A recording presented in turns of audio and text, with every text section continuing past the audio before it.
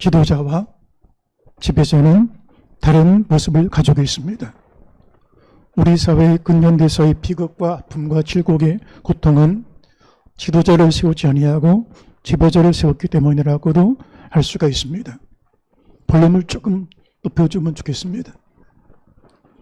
지배자는 다른 사람과 싸워 이기고 정복한 자를 말하고, 지도자는 자신과의 싸움에서 이겨낸 자를 말합니다. 지배자는 가진 것, 힘과 권력과 총과 주의로 사람을 억압하고 강요하는 사람을 말하고, 지도자는 사랑과 헌신으로 감동을 주고 자발적인 순종을 이끌어내는 사람을 말합니다. 세상에는 지배자는 많으나 지도자는 적은 시대라고 할 수가 있습니다. 지배자는 사람들의 힘에 의해서 세워진 사람을 말하고, 투표나 여론이나 조직이나 시스템의 힘을 통하여 세워진 사람들을 말하고, 지도자는 은혜 안에 하나님께서 세워주는 자를 말합니다. 우리 사회를 필요한 것은 지배자가 아니라 지도자라고 할 수가 있습니다. 벌써 내년 총선을 앞에 두고 여야에서 공천에 대한 얘기들이 나오고 있습니다. 되려고 하는 자는 지배자가 되고 되게 하시는 자는 지도자가 될 수가 있습니다. 무엇인가 이루려 하는 자는 지배자가 되고 이루게 하시는 자는 하느님 앞에 지도자가 될 수가 있습니다. 지키려고 하는 자는 지배자가 되고 지켜주시는 자는 지도자가 될 수가 있습니다. 지배자는 지킬 수 없는 것을 지키려고 애를 씁니다. 자기의 위치, 자기의 존재, 명예, 공로, 업적, 자랑거리들, 인기와 명성들을 지키려고 합니다. 영웅의식, 공로의식, 업적의식, 서열의식들을 가지고 살아갑니다.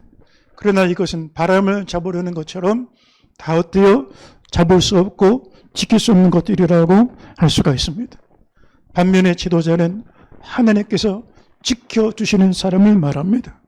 하나님께 대한 믿음과 충성을 지키니 하나님이 그의 생명과 사명과 자녀와 후손과 언약의 계획을 지켜주시는 은혜를 입고 사는 자라고 할 수가 있습니다.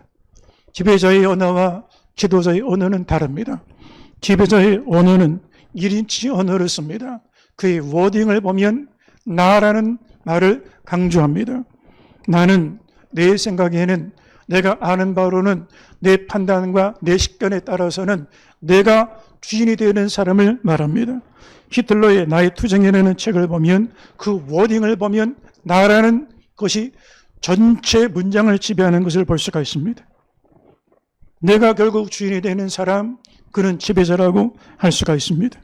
반면에 지도자의 언어는 하나님께서 이렇게 말씀하셨습니다. 모세 오경을 보면 모세가 쓰는 공통적인 말에 공통점이 있습니다. 여호와께서 이렇게 말씀하셨습니다. 주께서 나를 이렇게 인도하셨습니다. 그 워딩의 주어가 하나님이십니다. 모세가 주어가 아닙니다. 지배자는 말하는 자이고 듣지 않고 말하는 자입니다. 그러나 지도자는 말하는 자가 아니라 듣는 자를 말합니다. 백성의 소리, 양심의 소리, 역사의 소리, 무엇보다 하나님의 소리를 듣고 사는 사람을 지도자라고 할 수가 있습니다. 지배자는 일방적입니다. 딱딱하고 강팍하고 굳어 있습니다. 반면에 지도자의 마음은 열려 있습니다. 생각이 유연하고 부드럽고 탄성이 있습니다. 개방적이고 수용적이고 열린 마음을 가지고 있습니다. 교회는 일꾼을 세우는 곳이라고 할 수가 있습니다. 사람을 구원할 뿐만 아니라 사람을 세우는 곳입니다. 지도자를 배출하는 곳입니다. 갈대상자, 버려진 초라한 그 나무 상자에서 한 시대에 모세가 길러냈던 것처럼 성림교회가 갈대상자처럼 보기에는 초라하고 작고 버려진 나무 상자처럼 보일지라도 이 시대에 모세가 키워지는 지도자를 배출하는 신앙의 요람, 말씀의 요람이 될 수 있게 되기를 주의 이름으로 축원합니다. 한국교회 근현대사의 지도자를 배출했던 것은 기업이 아니었습니다. 정부가 아니었습니다. 일반 기독교나 일반 단체들이 아니었습니다. 교회에서 민족 지도자들이 나왔습니다. 조망식 장로님이 세웠던 오산학교와 또한 평양신학교 같은 이 단체를 통하여 주기철 목사님, 손영은 목사님, 길손주의 목사님 비롯한 한국교회 근현대사의 지도자를 배출하는 것을 볼 수가 있습니다. 한국교회가 지도자를 세우는 거룩한 교회 일꾼을 일으키는 교회가 되고 우리 성림교회를 통하여 이 시대에 꼭 필요한 지도자들이 배출되는 교회가 될 수 있게 되기를 주의 이름으로 축원합니다. 할렐루야. 이건희 회장이 삼성그룹 앞에 이런 얘기한 적이 있습니다. 한 사람이 천만 명을 먹이고 살릴 수 있는 시대다. 그런데 한 사람이 1000만 명을 먹일 수 있지만 한 사람이 1억 명, 10억 명을 죽일 수도 있는 그런 위치가 지도자의 위치라고 할 수가 있습니다. 김정은의 손에 핵이 들려지니 남북한 전체 1억 명에 가까운 7,500만 8천 명의 한 민족 전체가 전쟁의 위협 앞에 서는 모습들을 보지 않습니까? 지도자 한 사람이 1000만 명을 먹일 수 있습니다.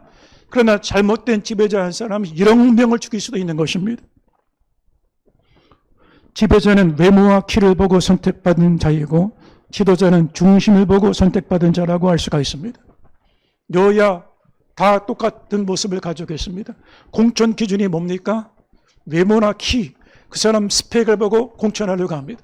그러나 하나님 나라는 그렇게 세우지 않습니다. 그 사람 마음을 보시고 택하십니다. 중심을 보십니다. 국가 경영의 핵심은 인재 경영에 있습니다. 기업 경영의 핵심도 인재 경영에 있습니다. 국가의 미래, 사람을 세우는 데 달려 있습니다.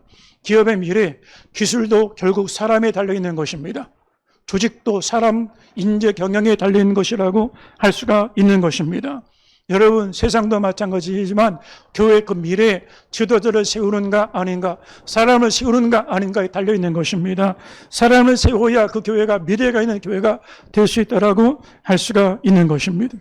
오늘 본문은 이스라엘이 초대왕 사울이 하나님 앞에 버림을 당하고 하나님께서 내가 사울을 버렸다. 그리고 내가 새 사람, 새 왕을 일으키겠다고 말씀하시면서 사무엘 선지자를 베들레헴 이새의 마을에 보내서 하나님이 준비된 사람 다윗을 일으키는 내용을 소개하고 있습니다. 여러분, 어떤 사람을 하나님이 세우실까? 어떤 사람을 지도자로 쓰실까? 하나님의 일꾼은 스스로 되려고 하는 사람이 아니라 되게 하시는 사람이 세워져야 되는 것입니다. 여러분, 이 말이 비슷하게 보이지만 완전히 하늘과 땅 차이입니다. 되려고 하는 사람과 되게 하시는 사람이 있습니다. 다윗은 한 번도 왕이 되려고 한 적이 없습니다.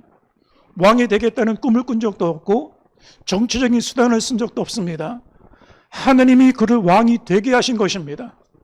모세가 한 번도 내가 이스라엘을 인도하는 영도자가 되겠다고 한 적이 없습니다. 하나님이 인도자가 되게 해주신 것입니다. 세상은 되려고 하는 사람이 많습니다. 국회의원 되려고 하고 사장 되려고 하고 성공한 사람 되려고 하고 부자가 되려고 합니다. 되려고 한다는 것과 되게 하시는 것은 주가 다릅니다. 되려고 하는 사람은 내가 주옵니다. 내 인생에 하나님이 없는 사람을 말합니다. 내가 가진 식견, 내가 가진 경험, 지식, 내가 가진 권력, 힘으로 사는 사람을 말합니다. 반면에 되게 하시는 사람은 내 힘으로, 능으로 사는 게 아닙니다. 성령의 도우심으로 사는 것입니다. 나의 나 된 것은 하나님의 은혜로 된 것이라. 바울이 잘나서 바울의 실력 때문에 그 학문이 많아서 그가 다소에서 철학 교육을 받았고 가말리엘 문화에서 엘리트 교육을 받았기 때문에 그가 사도의 길을 걸어간 게 아니라는 것입니다. 하나님이 바울 되게 해주셨다는 것입니다. 자신이 된 것이 아니라는 것입니다. 이루려 하는 사람과 이루게 하시는 사람은 다릅니다. 내가 무언가 이루려고 합니다. 목적을 정하고 수단방법 가리지 아니하고 이 결과만 좋으면, 성과만 좋으면 우리 사회가 결과론에 따라서 과정이 옳지 않아도 받아들이는 수단 만능주의 시대가 되고 말았습니다. 이루려고 합니다. 그런데 다윗이 이스라엘을 통일되게 한 게 아닙니다. 하나님이 이루어 주신 것입니다. 다윗이 가는 곳마다 하나님이 함께 하시니 이기게 하셨더라. 다윗이 이겨낸 게 아닙니다. 이기게 하셨다는 것입니다. 지금까지 우리가 내가 잘나서 내가 노력해서 애쓰고 힘써서 이루었습니까? 아니면 이루어 주셨습니까? 세상은 자수성가라고 말합니다. 내가 맨바닥에서 맨주먹 가지고 여기까지 왔다라고 말합니다. 그런데 신앙 안에서는 자수성가가 통하지 않습니다. 신수성가입니다. 100이면 100, 만이면 만. 어느 것 하나 받지 않은 것이 어디가 있습니까? 머리카락 하나까지 하나님 다 주신 것이고, 호흡을 주신 이도 여호와시요, 가족을 주신 이도 여호와시요, 일할 수 있는 능력과 지혜를 주신 것도 여호와십니다. 할렐루야. 지키려고 하는 사람과 지켜주시는 사람은 다른 것입니다. 우리 시대에 많은 사람들을 보면 지도자가 되겠다고 하는 사람들이 많습니다. 근데 내가 아니면 안 된다고 말하는 사람도 많습니다. 위험한 것입니다. 위대한 일을 하겠다고 말합니다. 그런데 위험한 일을 하고 많은 경우들을 볼 때가 많습니다. 데려가는 사람은 인생의 주인이 자기 자신입니다. 아직 거듭나지 않은 사람입니다. 하나님이 그 인생의 주인이 아닙니다. 하나님 영접한 게 아닙니다. 여러분 믿음으로 예수님 시인했다고 영접한 게 아닙니다. 하나님이 내 인생의 주인이 되셔야 영접입니다. 그렇지 않으면 손님밖에 안 됩니다.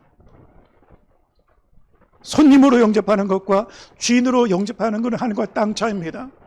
교회 다니지만 직분을 받으려고 할 때 내가 장로가 되려고 하고 내가 목사가 되려고 합니다. 아직 거듭난 것 아닙니다. 영접한 것 아닙니다. 어떤 교회 보니까 장로 투표를 하는데 강남의 주요 대형 교회들 장로 되기 어렵습니다. 소망교회 이명박 그 당시 서울시장 대통령까지 역임하지 않았습니까? 그런데 장로 투표하는데 그때마다 안 되는 거예요. 탈락되는 거예요. 두 번째 투표하는데 이명박 집사가 장로가 선거에서 고배를 마시는 거예요. 세 번째는 어떻게 됐냐? 곽선희 목사님이 이렇게 말했습니다. 여러분 이명박 집사 아시죠? 이 소망교회 예배당 어떻게 졌는지 아십니까? 이명박 집사가 현대 건설 사장일 때 건축 다 해주고 후불로 건축해 준 겁니다. 여러분 어떤 건설 회사에서 건물 다 줘주고 후불로 건물 줘주는 그런 회사가 어디가 있습니까? 그런데 이명박 집사가 현대건설 사장일 때 교회 건물 먼저 줘주고 후불로 결제하도록 허락해줘서 예배당을 지었습니다. 여러분 기도하는 마음으로 함께해 주십시오. 그렇게 얘기한 다음에 간신히 턱걸이로 장로됐습니다. 그렇게 어려운 게 장로되는 거예요. 그런데 어느 교회를 보면 장로 투표를 하는데 자신이 장로 투표에 되지 못했다고 해서 교회를 옮겨버리는 사람이 있습니다. 이 사람은 되려고 하는 사람입니다. 되게 하시는 사람이 아닙니다. 장로 돼도 문제고 안 돼도 문제입니다. 그런데 되면 또 문제입니다. 왜요? 종된 모습이 아니라 주인 행사하기 때문에. 내가 주인이니 내가 교회를 마음대로 요리하라고 합니다. 세상의 경험 가지고 기업 경영하듯이 세상 단체 운영하듯이 하려고 합니다. 교회는 이끌어가는 것이 아닙니다. 사람이 주관에 가서 끌고 가는 게 아닙니다. 따라가는 것입니다. 구름 기둥에 따라가는 것입니다. 모세가 200만 교회를 끌고 간 게 아닙니다. 구름 기둥이 떠오르면 모세가 기다렸다가 아멘 따라갑니다. 구름 기둥이 멈추면 거기 멈추는 것입니다. 시시비언의 장로 그룹에서 투표하고 결정한 게 아닙니다. 200만 공동회 총회에서 가부 먹고 간 것이 아닙니다. 성령이 멈추라 하시면 멈추고 가라 하면 가는 것입니다. 교회는 그래서 특정한 사람이 끌고 가는 게 아닙니다. 그래서 우리가 기도할 때 하나님 목회자가 담임 목사가 교회 잘 끌고 가게 도와주세요. 아닙니다. 담임 목사가 끌고 가는 게 아닙니다. 주님이 말씀하시면 듣고 따라가는 것입니다. 할렐루야. 데려가는 사람들을 보면 내가 있다고 생각합니다. 그래 이게 자랑이 됩니다. 훈장이 됩니다. 업적이 됩니다. 공로가 됩니다. 공로배 받고 박수 쳐줍니다. 사람들 앞에 자랑거리가 되어집니다. 부끄러운 것입니다. 네가 하냐? 내가 했지. 여러분 성립교회가 지금까지 주님이 하신 것입니다. 사람이 한 게 아닙니다. 사람이 했다면 박수 치고 공로패 주고 환영하고 할 수 있어요. 그런데 하나님이 하셨는데 영광이 주의 것이 되어야 되는 것입니다. 할렐루야. 여러분 데려가는 사람은 은혜 감사할 줄 모릅니다. 내가 노력해서 내가 쉬지 않고 애쓰고 노력해서 됐기 때문에 감사할 게 없습니다. 내 자랑거리가 되어지는 것입니다. 반면에 되게 하시는 사람은 하나님이 여기까지 인도할 수 있는 것도 하나님 은혜요. 일을 이루어 주신 것도 하나님 은혜요. 나의 나 된 것도 하나님 은혜입니다. 모든 게 감사하고 모든 게 은혜고 모든 게 영광인 것입니다.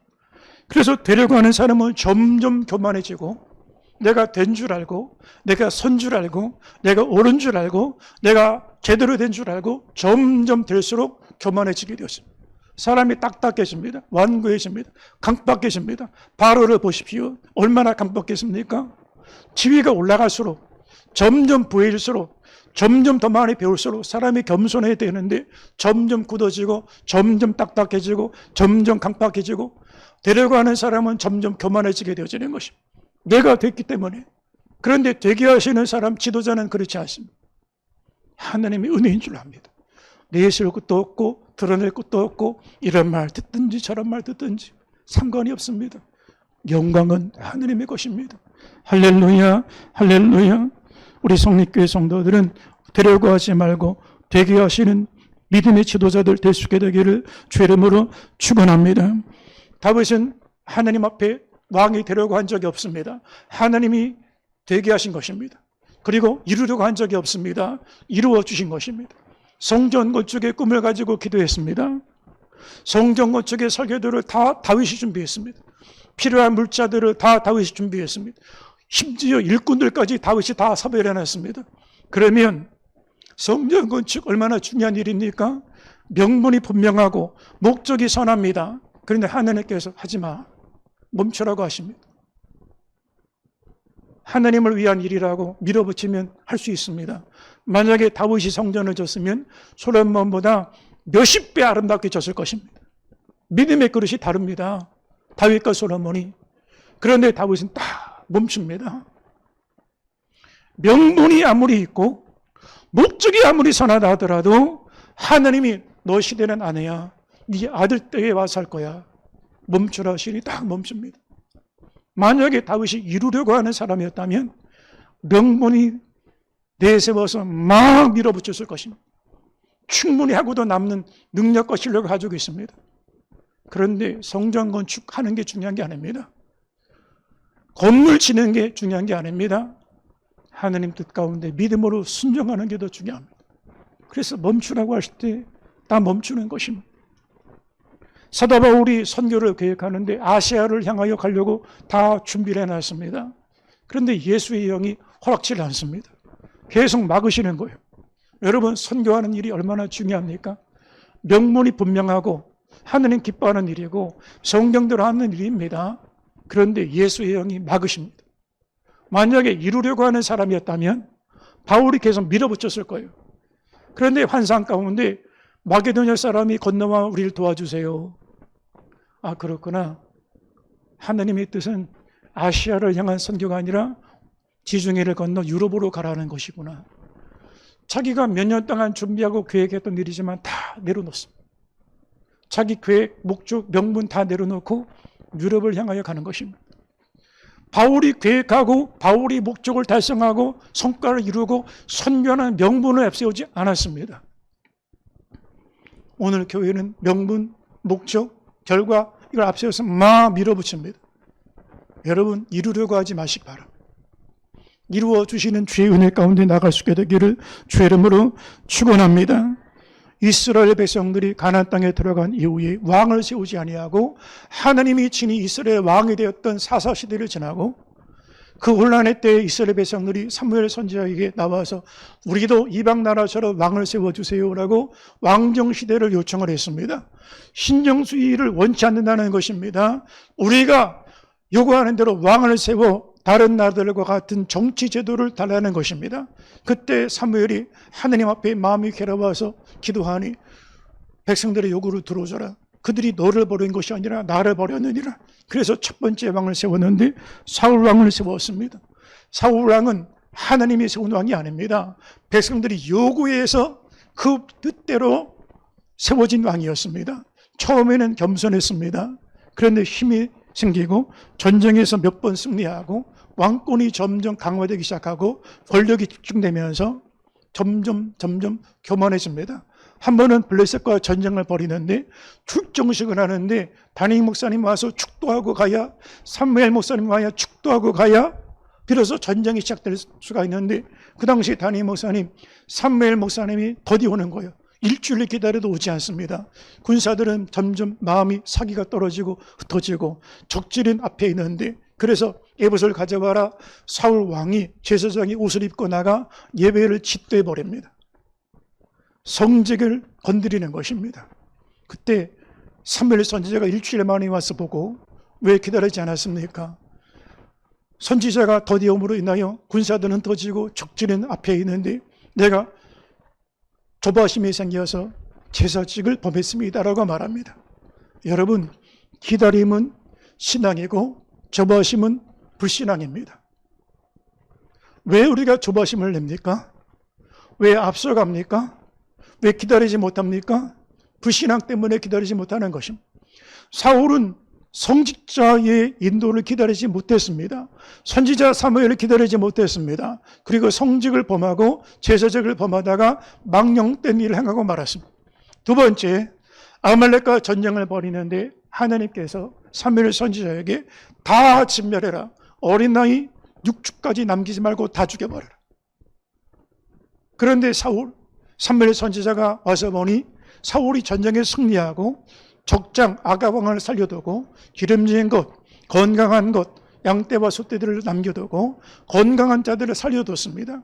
그래서 내가 하나님 말씀대로 왜 명령을 지키지 않았습니까?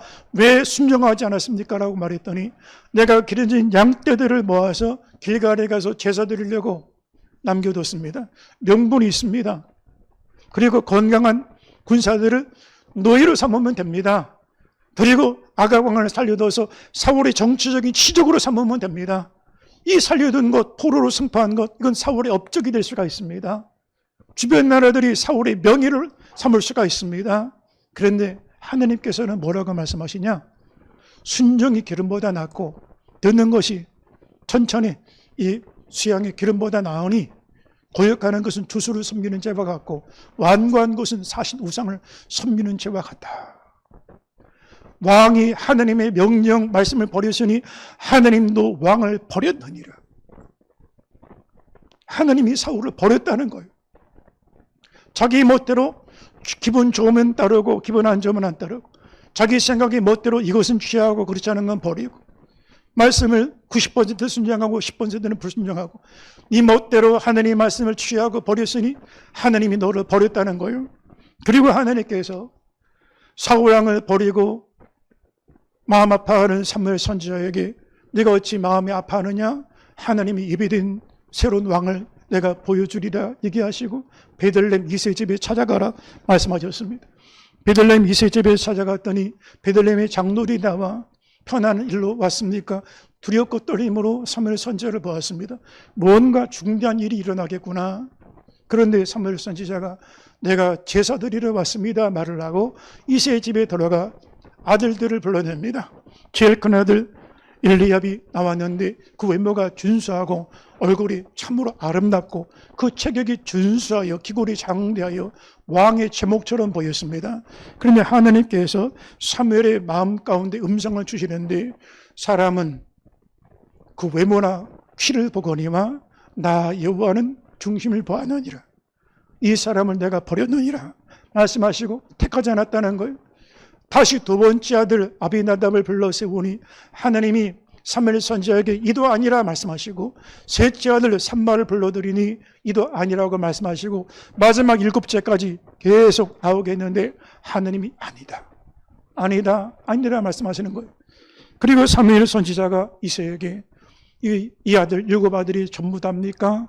아닙니다. 아직 망대가 남았는데 지금 광야에서 아버지 이새의 양머리들을 치고 있습니다 말을 하니 사무엘 선지자가 그를 데려오십시오. 그를 데려와서 만나기 전에는 내가 식사할 수가 없습니다. 그리고 종들을 보내 양을 치고 있는 다윗 막내 아들을 불러다가 사무엘 선지자 앞에 진하게 서보는데 얼굴이 빛이 나고 눈이 빼어나고 아름다운데 성령께서 말씀하십니다. 이 사람이 그니 일어나 기름을 부어 왕으로 세우라는 것입니다. 그리고 이렇게 말씀해 주십니다. 왜 다윗을 세웠는지. 하나님이 쓰시는 사람은 외모나 키를 보고 세우는 것이 아니라 마음을 보시고 세운다는 것입니다. 세상은 외모를 보고 사람을 선택합니다.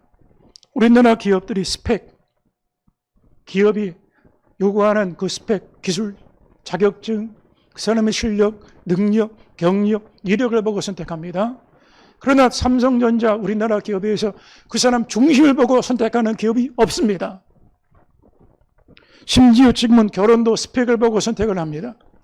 요즘에 방송에서 결혼 상대자를 정해주는 프로그램이 있는데 연봉 7천만 원 이상, 식당 가서 메뉴를 3가지 이상 선택해주는 배우자, 그리고 서울에 자기 집이 있는 사람. 그러니까 배우자도 이제 몸값에 따라서 쇼핑하는 시대가 되었습니다. 스펙을 보고 결정합니다. 하나님 나라는 그렇지 않습니다. 사람은 외모와 키를 보거니와 여호와 하나님은 중심을 보느니라. 믿음을 보신다는 거예요. 만약에 예수님께서 12제자를 사도로 부르실 때 스펙, 외모나 키를 보고 선택하셨다면 단 한 사람도 기준에 합당한 사람이 없습니다. 학력이 부족합니다. 실력과 능력이 안 됩니다. 갈릴리 변방에서 메이저 사람들이 아닙니다. 단 마이너 그룹에 속한 사람들입니다. 갈릴리 사람들은 예루살렘 사람들이 천대하는 사람들이었습니다. 주님의 일은 믿음으로 하는 것입니다. 자기 실력, 자기 능력으로 주의를 쓰면 내가 한 줄 알고 자랑거리가 되어질 것입니다. 그러나 성령이 역사하시고 부족한 나를, 찌꺼기 같은 나를, 만물의 미물 같은 나를 들어 쓰시는 하나님 은혜를 경험하면 영광도 하나님 것이요, 이루신 이도 하나님 것이요, 하나님이 행하시는 주님의 일이 될 수가 있는 것입니다. 주님의 참된 지도자는 자신을 주목하게 하는 것이 아니라 오직 하나님을 바라보게 해야 되는 것입니다. 일꾼이 드러나면 안 되는 것입니다. 종이 드러나면 안 되는 것입니다. 주인이 드러나야 되는 것입니다. 성경의 민수기 10장을 보면 이스라엘 백성들이 가데스 무리바라고 하는 광야를 지날 때 물이 없습니다. 광야의 물은 생명과 직결되는 것입니다. 백성들이 모세와 다투 원망하니 모세가 격분하면서 우리가 반역하는 물이여, 우리가 너희를 위하여 물을 내려 반석을 쳐서 물을 내서 모든 사람과 우양과 소떼들이 다 물을 시원하게 다 먹었습니다. 그런데 하나님께서 모세에게 이렇게 책망하셨습니다. 내가 내 백성 앞에 나의 거룩함을 나타내지 않은 거로 네가 가나안 땅에 들어가지 못할 것이다. 왜 하나님께서 가나안 땅에 모세를 들어가지 못할 것이라고 했을까? 하나님은 무리바의 모세에게 반석을 명령하여 물을 내라고 그랬습니다. 반석을 치라고 한 적이 없습니다. 근데 모세는 명령하지 아니하고 자기 멋대로 반석을 한 번 친 것도 아니고 2번이나 치면서 이렇게 말합니다. 민수기 20장 10절 이하에 보면 반역하는 너희여 들으라, 우리가 너희를 위하여 이 반석에서 물을 내랴. 이 얼마나 위험천만한 말입니까? 우리가 물을 내랴? 모세가 물을 내어주는 자입니까? 하나님이 물을 내어주는 자이십니까? 근데 지금 모세가 격분하고 그리고 점점 자신의 모습이 드러나서 우리가 물을 내랴 라고 말합니다. 하나님의 이름보다 모세 이름이 앞서고 있습니다. 이것이 하나님 앞에서 죄가 되어 내가 내 백성 앞에 나의 거룩함을 나타내지 않았다라고 책망하시는 것을 볼 수가 있는 것입니다. 왜 모세가 우리가 너를 위하여 물을 내라고 얘기했을까?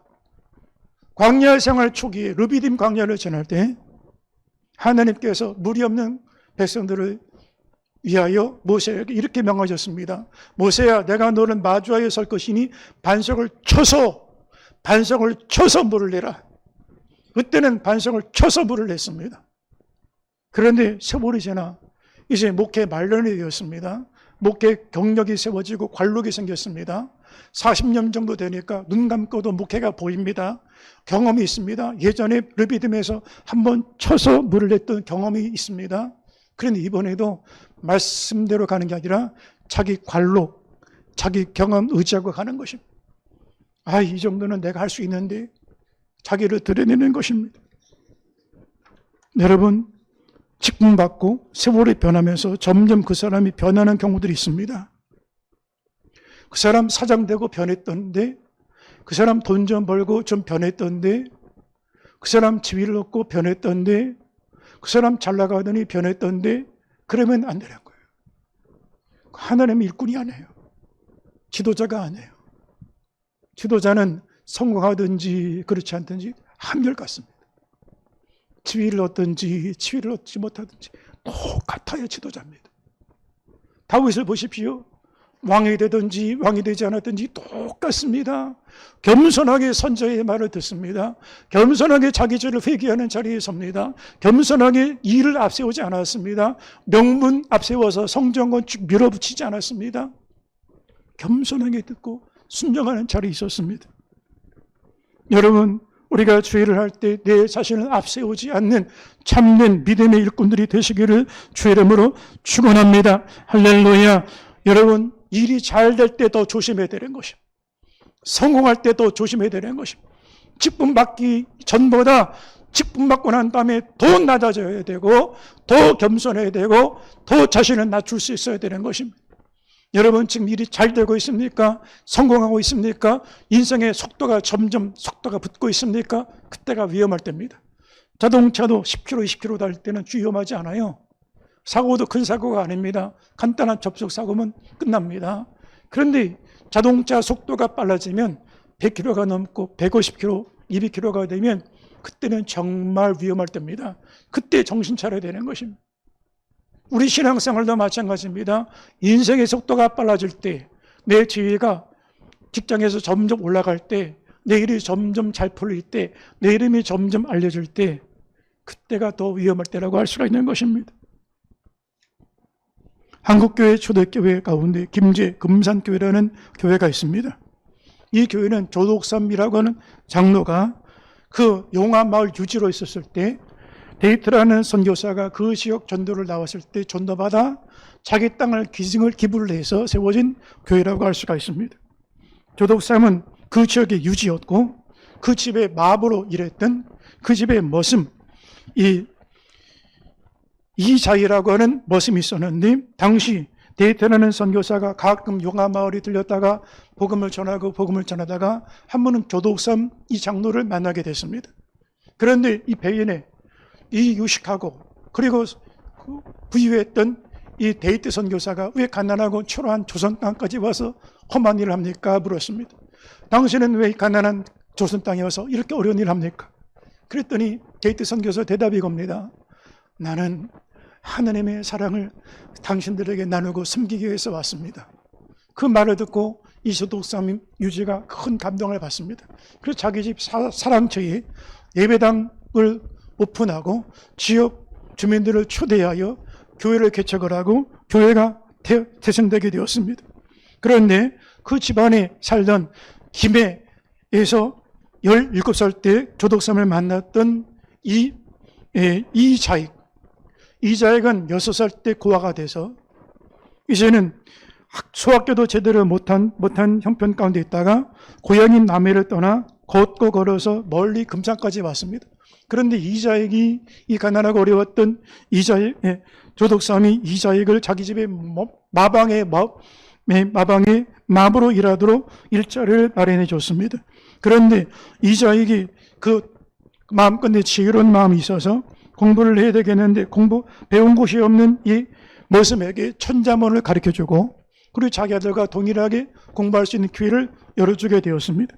그리고 1907년에 금산교회가 세워지고 난 다음에 첫 번째 장로 투표를 하게 되었는데 놀라운 것은 장로 투표 후보의 두 사람 조독삼 유지와 그 집의 마방의 머슴 이자익 두 사람이 투표의 대상에 올라가게 되었습니다. 그리고 또 투표 결과는 또 놀라운 결과가 되었는데 그 집의 주인이었던 조독삼이 장로 투표에 당선된 게 아니라 머슴이었던 이자익이 장로 투표에 당선이 되었습니다. 신문제 사회 가운데 팔칵 뒤집을 일이 생기게 되어진 것입니다. 그런데 결과가 발표된 다음에 조독삼이 겸손하게 교인들 앞에 나가서 이렇게 고백을 했습니다. 오늘 우리 금산교회 성도들은 참으로 훌륭한 일을 해냈습니다. 저희 집에서 일하는 이자익은 저보다 신앙의 열의가 더 깊은 사람입니다. 그를 뽑아주셔서 감사합니다. 그리고 데이트 선교사가 자리를 비우면 누가 설교를 하냐? 이자익 장로가 설교를 했습니다.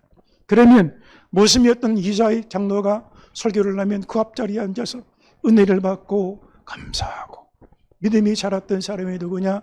조독삼 그 집의 주인이었습니다. 훗날 이 교회가 담임 목사를 청명해야 되겠는데 금산교회 2대 담임 목사를 청명할 때 누구를 청명을 했냐? 조독삼 장로가 자기 집의 머슴 출신이었던 이자익 목사를 담임 목사로 청명합니다. 그리고 이분을 평양신학교에 보내서 공부하게 하고 그리고 당대 훌륭한 목회자로 섬기게 되었는데 그 이자익 역시 조독삼 장로의 희생과 헌신을 통하여 믿음 안에 훌륭한 목회를 냈고 3번에 걸쳐서 총회장까지 여기말 만큼 한국교회의 아름다운 전통의 그림을 그렸던 인물들이라고 할 수가 있는 것입니다. 초대교회, 금산교회 성도들은 교회 일꾼을 세울 때 외모나 키를 보고 선택하지 않았습니다. 그 사람의 출신이나 배경이나 스펙을 보고 일꾼을 세우지 않았습니다. 오직 하나님을 향한 사랑과 믿음, 마음의 중심을 보고 이자익을 세웠고 이자익 역시 조독삼 장로님을 세워서 아름다운 교회를 이룰 수가 있었습니다. 오늘 한국교회는 세상에서 사장이면 교회에서도 사장 노릇합니다. 세상에서 단체장이면 교회에서도 단체장처럼 생각을 합니다. 그렇지 않습니다. 세상에서 신문 고하를 막론하고 우리는 하나님 앞에 죄인의 모습으로 예배하고 같은 믿음, 같은 위치, 같은 십자가를 지며 섬기는 교회가 될 수 있게 되기를 주의 이름으로 축원합니다. 할렐루야. 다윗은 왕이 되기 전이나 왕이 되기 않았을 때나 동일했습니다. 그는 형님들이 다 마다했던 일, 다른 사람이 외면했던 일, 광야에 나가 아버지 이새의 양무리들을 치는 일을 했습니다. 자기 양떼가 아닙니다. 아버지 양떼들을 치는 것입니다. 양떼들의 똥오줌을 다 받아야 됩니다. 허드렛 일입니다. 하기 싫은 일입니다. 형제들이 다 외면했던 일입니다. 근데 사람들이 보든지 안 보든지 목숨을 걸고 다 했습니다. 그가 이렇게 고백합니다. 혹시 곰이나 사자떼들이 와서 그 양머리들의 새끼를 빼앗아가면 내가 생명을 걸고 따라가서 그 잃어버린 새끼들을 찾아왔나이다.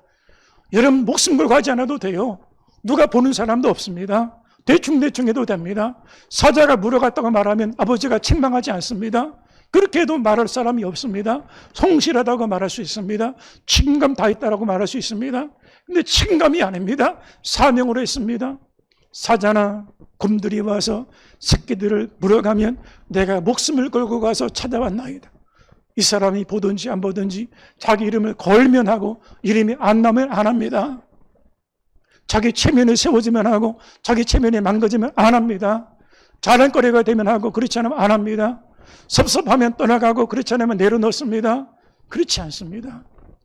인정하든지 인정하지 않든지 목을 걸고 사명처럼 양무리들을 치고 백성들을 독일한 마음으로 치는 것이 다윗의 모습이었던 것입니다. 교회의 직분은 목숨을 걸고 하는 것입니다. 세상에 어느 누가 목숨 걸고 합니까? 교회 지도자는 아사 교회생, 아생 교회사. 내가 죽으면 교회가 살고 내가 살면 교회가 죽는 것입니다. 누가 십자가를 지려고 하는 사람이 없을 때 제가 십자가 지겠습니다. 그들이 지도자입니다. 지배자는 십자가를 지려고 하지 않습니다. 영광의 자리, 상속의 자리, 박수받는 자리를 원합니다. 3.1운동 당시 독립선언서의 내용을 다 마무리하고 서명을 해야 되겠는데 모였던 33인 지도자가 서로 머뭇거리기 시작을 했습니다. 왜냐하면 이름을 먼저 쓰는 것은 먼저 목이 잘려나가는 걸 의미했기 때문에 이름 쓰는 순서가 죽임을 당하는 순서입니다. 교회에서 직분을 먼저 받으면 서열처럼 생각합니다. 내가 한 달 먼저 직분 받았으면 이게 계급이 됩니다. 서열의식, 연공의식이 있습니다. 내가 이 교회 먼저 다녔는데 먼저 직분 받은 것은 먼저 십자가에 목이 달려 죽임을 당하는 걸 말하는 것입니다. 영락교회 뜰에 가면 그 꽃밭에 김문학 장로님의 순교배가 있습니다. 한국 전쟁이 발발했을 때 한정직 목사님이 피난을 생각을 안 하는 거예요. 내가 여기 예배당 성전을 지키겠다는 거예요. 그러니 담임 목사가 피난을 안 가니까 성도들도 피난 안 떠나는 거예요. 공산군은 가까이 오는데 그때 김문학 장로님이 한 목사님한테 찾아가서 한 목사님, 목사님이 피난을 안 가면 성도들이 피난을 안 갑니다. 성도들을 위하여 피난을 가셔야 됩니다. 목사님 피난 가면 제가 예배당을 지키겠습니다. 그래서 장로님의 권유를 따라서 한 목사님이 성도들과 다 피난짐을 지고 부산까지 내려가서 거기서 새벽 예배 드리고 피난민들을 위로하는 목회를 했습니다. 그런데 공산군이 곧바로 이 영락교회 예배당에 찾아와서 그 당시 김문학 장로를 향하여 총을 겨누니까 김문학 장로님이 이렇게 말하는 거예요. 여기 말고 우리 마당으로 갑시다. 계단에 피 흘리지 말고 나가서 총을 겨누라는 거예요. 그리고 마당에 나가서 총을 맞고 거기서 순교하고 핏자국을 남기고 마지막 떠나게 되었습니다. 그래서 영락교회 예배당 떠나게 가면 김문학 장로 피 흘린 그 자리에 기념비를 세우는 것을 볼 수가 있습니다. 누가 지도자입니까? 메모나키가 준수한 사람이 지도자입니까? 지배자는 될 수가 있으나 지도자는 중심이 하나님 마음이 합한 사람이 지도자가 될 수가 있는 것입니다. 성령교회 갈대상자에서 이 시대 모세 같은 지도자가 나오고 광야 같은 성림재단에서 이 시대 다윗 같은 지도자들을 배출하는 일꾼을 세우는 교회가 될 수 있게 되기를 주의 이름으로 축원합니다. 함께 기도하겠습니다.